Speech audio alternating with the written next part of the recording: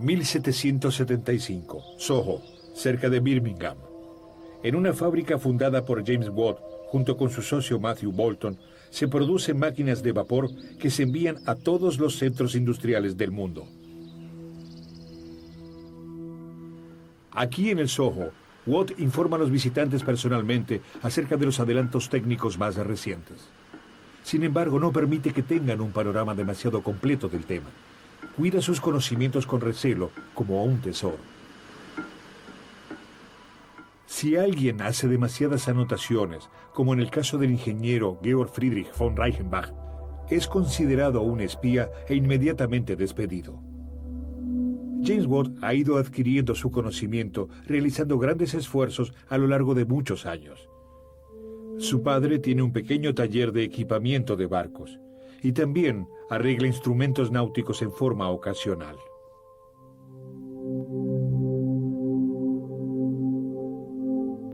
James pasa mucho tiempo allí y aprende el oficio paterno.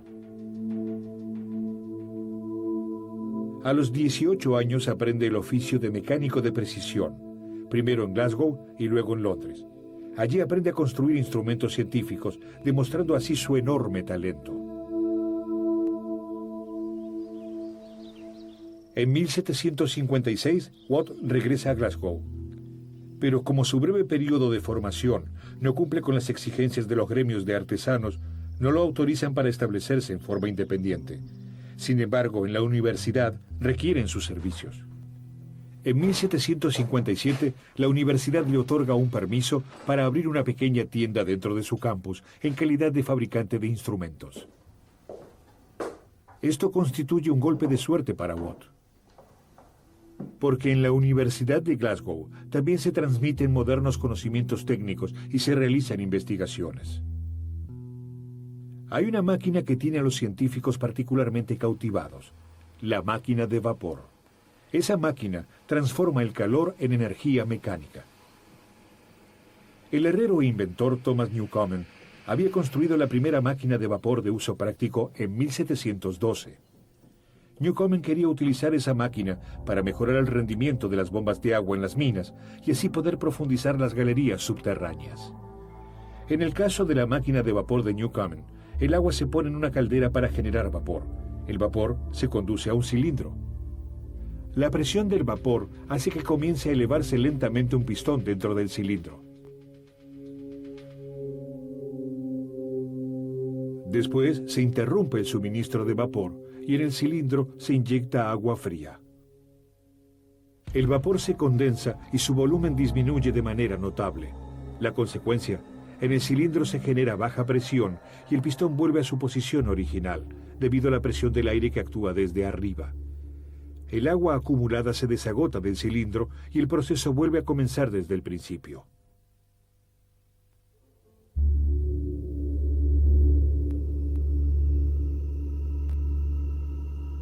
Durante mucho tiempo, la tarea principal de las máquinas de vapor es poner en funcionamiento las bombas. El éxito de Newcomen también se pone de manifiesto en el hecho de que en la Universidad de Glasgow se explica el funcionamiento de las máquinas de vapor a partir de un modelo de su máquina. Pero ese modelo no siempre funciona tan bien como se espera. Cada vez que la máquina se detiene súbitamente sin previo aviso, es llevada al banco de trabajo de Watt para ser reparada.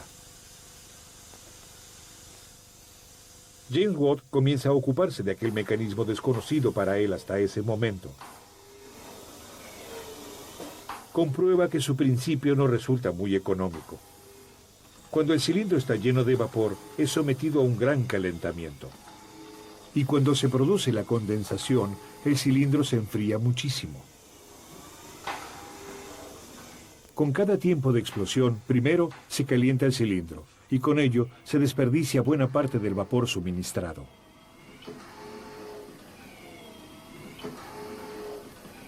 ¿Realmente era necesario dejar enfriar el cilindro una y otra vez? Sería mucho más eficiente dejarlo caliente. Pero, ¿cómo hacer entonces para poder condensar el vapor? En ese momento a Watt se le ocurre una gran idea: utilizar dos cilindros distintos. A comienzo del proceso, el pistón se ubica en la base del cilindro. Si se inyecta vapor en el cilindro desde abajo, se genera presión sobre el pistón. Al igual que en la máquina de Newcomen, ahora el pistón se eleva debido a la presión del vapor y el peso de los mecanismos de la bomba. Solo que ahora se interrumpe el suministro de vapor y en su lugar se abre una tubería que conduce al segundo cilindro, el condensador. Al enfriar el vapor, la presión desciende y vuelve a mover el pistón hacia abajo.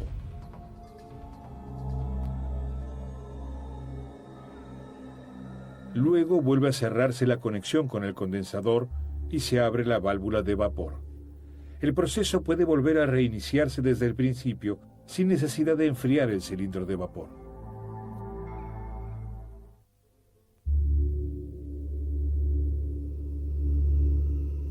En 1769, Watt patenta sus mejoras. Sin embargo, para poder fabricar una máquina de vapor que pueda aplicarse en la práctica, Watt necesita mucho dinero. John Roebuck, propietario de una mina, financia las investigaciones de Watt.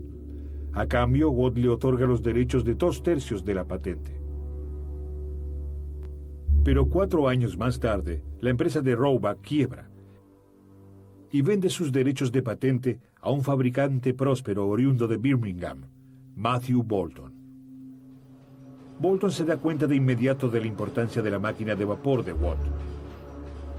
Muy pronto, instalados en el Soho, construyen junto con Watt la primera fábrica de máquinas de vapor del mundo, Boulton y Watt.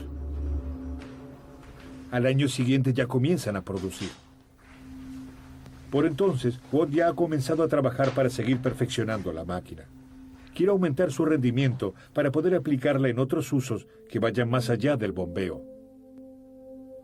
Y finalmente lo logra con su máquina de vapor de doble efecto. Primero el vapor fluye hacia el cilindro y empuja el pistón hacia abajo. Según la concepción de Watt, una vez que el pistón ha llegado abajo, la presión del vapor tiene que ejercerse en la dirección opuesta. Para ello, se interrumpe el suministro de vapor de arriba y en su lugar se abre el de abajo. Ahora el vapor ingresa en el cilindro desde abajo, impulsando al pistón nuevamente hacia arriba. Y para que el vapor que se encuentra allí no impida este movimiento, al cerrar el suministro de vapor, se abre al mismo tiempo el camino hacia el condensador. Una vez arriba, todo el procedimiento vuelve a comenzar desde el principio. Se abre el suministro de vapor de arriba, se cierra abajo y al mismo tiempo se libera el pasaje del vapor sobrante hacia el condensador. A través de esta técnica, Watt logra aprovechar ambos movimientos del pistón, es decir, el ascenso y el descenso, lo que genera un aumento notable del rendimiento. La máquina de vapor de doble efecto también se adecua para transformar el movimiento alternativo del pistón en un movimiento rotativo. De ese modo, la máquina de vapor no solamente puede usarse para extraer agua de las minas, sino que también sirve para impulsar a otras máquinas, reemplazando a los molinetes y a las norias. A tal fin, Watt inventa un mecanismo de transmisión especial, el engranaje planetario.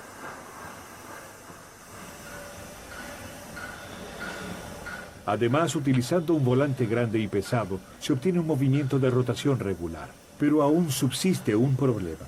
Por ejemplo, si en una fábrica comienzan a funcionar varios telares al mismo tiempo, esto genera una sobrecarga que altera considerablemente el número de revoluciones de la máquina de vapor. Para poder compensar esta alteración, hay que regular el suministro de vapor en forma manual.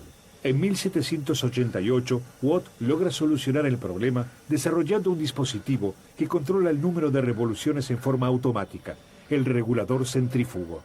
Si aumenta la velocidad de la máquina de vapor, la fuerza centrífuga hace que dos masas giratorias se muevan hacia afuera. Ese movimiento se transmite a las válvulas de mariposa, se reduce el suministro de vapor hacia el cilindro proveniente de la caldera y la máquina vuelve a funcionar a la velocidad original. A la inversa, si la marcha es retardada, abriendo la válvula mariposa, se incrementa en forma consecuente el número de revoluciones, un circuito regulador automático. Para poder describir mejor las ventajas de sus máquinas de vapor rotativas, Watt introduce una medida para describir su rendimiento, los caballos de fuerza. La comparación con el rendimiento del trabajo realizado por los caballos ya se utilizaba desde antes. Watt la utiliza de manera más precisa al calcular en 1782 el tamaño de una máquina de vapor para un aserradero. Los datos acerca del rendimiento de los caballos utilizados allí le habían sido proporcionados por el molinero. A partir de ello, Watt establece que la unidad caballo de fuerza es equivalente a levantar 75 kilogramos a 1 metro de altura en un lapso de 1 segundo.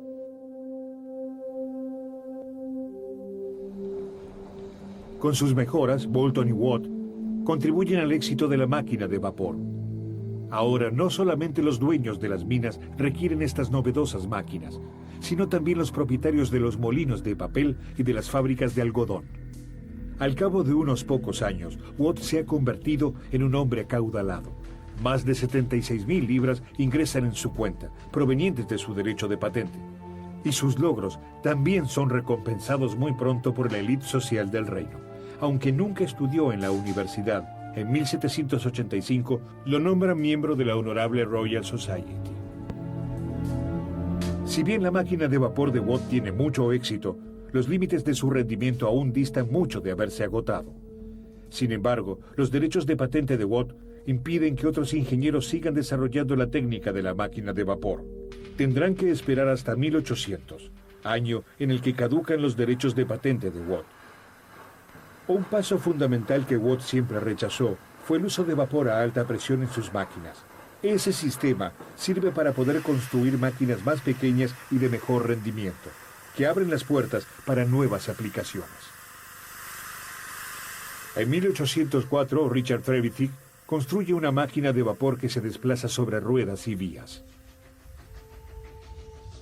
A partir de allí, George Stephenson construye su locomotora Rocket, que gana en 1829 el concurso de Rainhill. Además de los ferrocarriles, los grandes barcos a vapor son los que más utilizan las nuevas máquinas. James Watt muere el 25 de agosto de 1819 en Heathfield, cerca de Birmingham. 200 años después, Watt, el hombre que con sus investigaciones y desarrollos allanara el camino hacia la modernidad industrializada, aún sigue estando presente en nuestra vida cotidiana a través de la unidad de potencia bautizada en su honor, el watt o vatio en español, que se utiliza en reemplazo de la denominación caballos de fuerza con la que se determina la potencia de un motor.